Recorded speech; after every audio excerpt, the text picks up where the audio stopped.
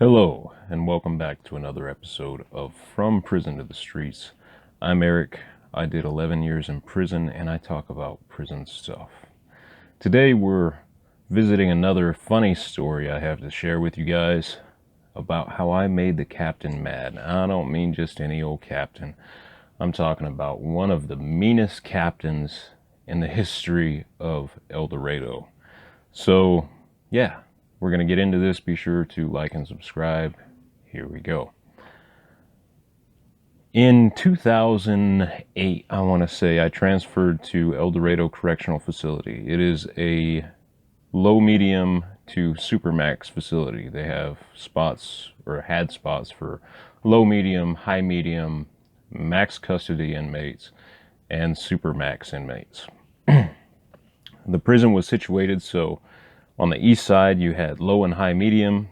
On the west side you had max. You had a few max guys on the east side too, but on the west side was max, supermax, segregation, and RDU. Now supermax is something that I've talked about a little bit before. It's basically segregation, but it's long-term segregation. You have no freedom of movement. You're in a dog cage for an hour a day. That's basically it. And it's not fun. At El Dorado, there is a captain named Mrs. Foster, or Captain Foster.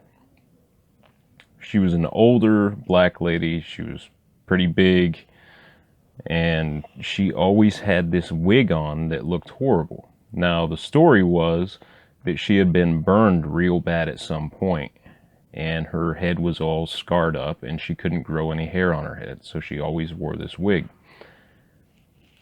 It's unfortunate that she had those circumstances and had whatever happened to her happen to her. But this wig was horrible.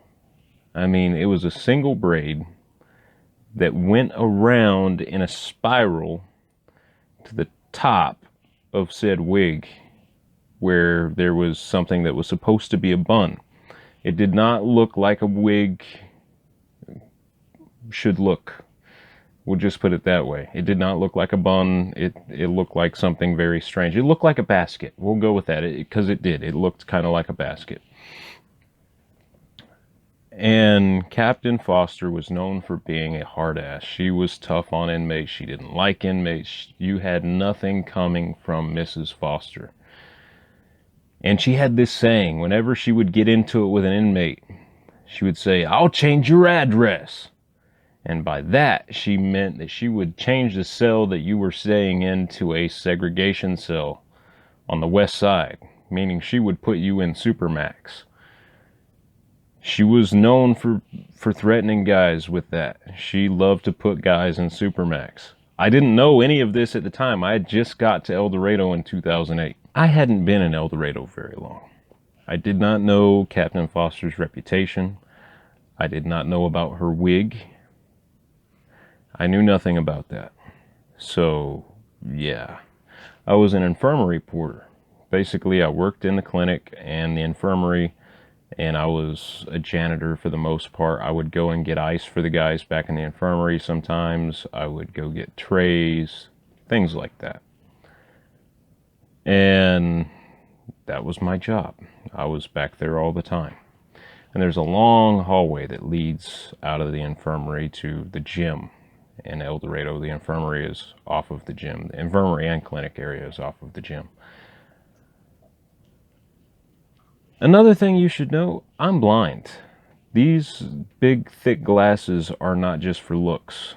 I know they don't look that good. These are actually state glasses. These are my old prison glasses. I still haven't got a new prescription. But at the time, my prescription had run out. I didn't actually have glasses. I came in with contacts, and they won't let you get new contacts. You have to get glasses. And I was, I hadn't got my glasses yet, so I didn't have any glasses. And I'm walking down the hallway, and Captain Foster's coming the other way. I did not know Captain Foster or anything like that. Knew nothing about her wig. Without my glasses, I saw that, and I thought, wow, that is a very unique looking hat. Now, I didn't think it was a good looking hat, anything like that. I thought maybe she was just trying to do something different. And in a place like prison where everybody wears the same old clothes every day and nobody seems to have any personality, it's cool to see something different. I thought, hey, you know what? This lady's trying to wear this cool hat to work and kind of brighten things up a little bit. That's not what she was doing. But I thought it was a nice gesture. I thought it was a cool hat. So I'm walking past the other way. I said, hey, that's a really nice hat. And that woman spun around as we were passing and she said, what was that? I said, that's a really nice hat. And she said, are you being smart with me, inmate? I'll change your address.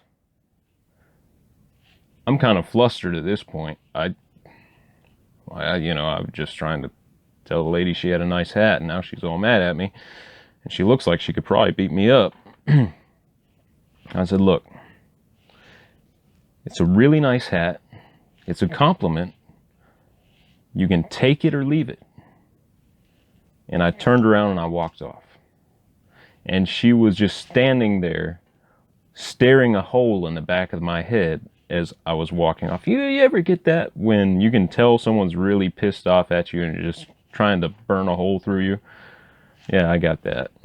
But I just walked off and she looked confused, like she didn't know what to do. On the one hand, probably been a while since anybody gave her a compliment. On the other hand, it was kind of insulting, which was not intentional. I really didn't mean to hurt the lady's feelings.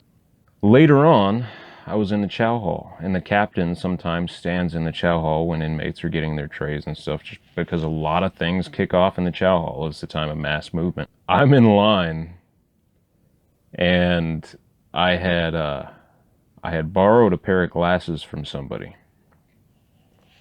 and I looked up, and I saw Captain Foster, and I saw that thing on her head for what it was meant to be, a wig. And I'm just like, oh, hiding my head, trying to not let her see me.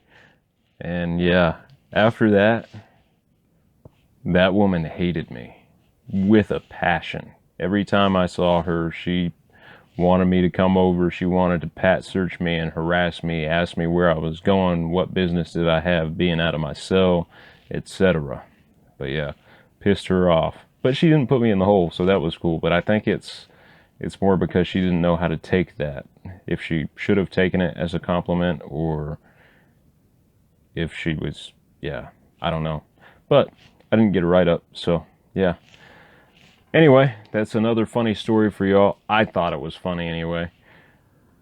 Thank you guys for watching. I'm Eric. This has been another episode of From Prison to the Streets. I'll see y'all later. Break these chains. They can't hold what can be changed.